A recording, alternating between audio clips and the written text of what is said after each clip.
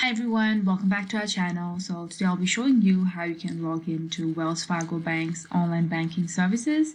But before we learn to do that, don't forget to subscribe to our channel and hit the bell icon so you get notified when we upload a new video. So let's get started. So first you go to open up your browser and go to Google and search for Wells Fargo Bank. So once you do that, you click on this website that says wellsfargo.com. This is the official website for the bank.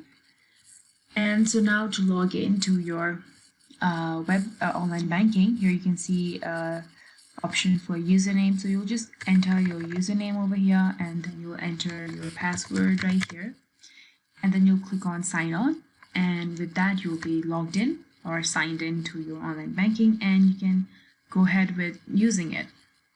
But if you have not yet enrolled or signed up for online banking, you can check out another video which teaches you how you can sign up for online banking. So I hope this video helps you guys. Thank you so much for watching this video. Don't forget to subscribe to our channel for more videos like this, and don't forget to leave a like.